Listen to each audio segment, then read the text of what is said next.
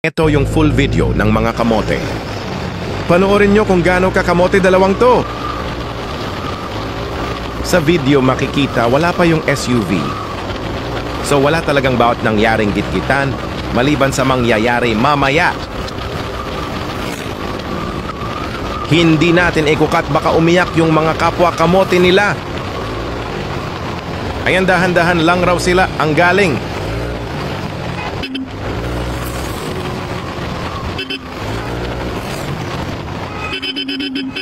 Lakas pa makabusina ng mga kupals, ha.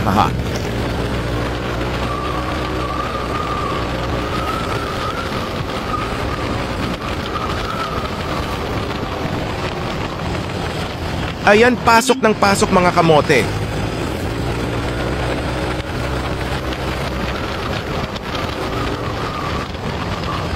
Boy pasok, boy boost na, boy habol. Eto na yon. Dahil may nakita siya hindi naka-helmet mabilis magpatakbo, habol din siya. Ayaw pantalo. Eto na yung SUV nakapasok na sa gitna, pero pinilit ni Coops habulin yung hindi naka-helmet, kaya muntik na si kamote.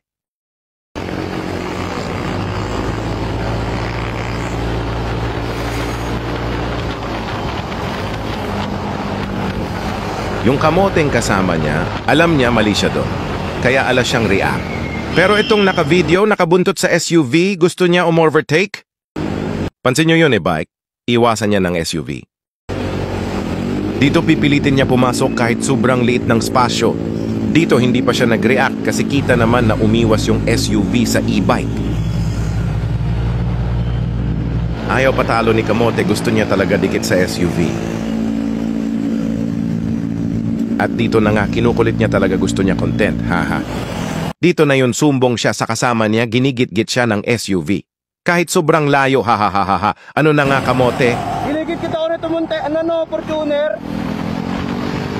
Ginigit ako. Oh, Hahabulin na yan nung isa kamoteng na una. Giniliran ako. Ayan, busina na si 80-80.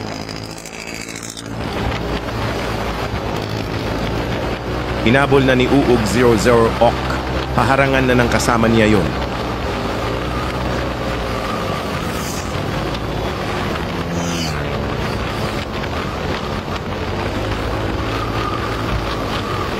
Ang layo na sana ng agwat kung pinabayaan na lang ng mga kamote.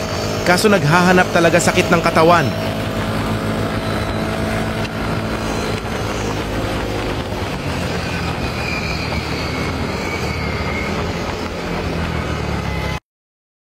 Ayan, nahaharang ni kamote yung motor niya para di makaalis yung SUV. At doon naging kwento.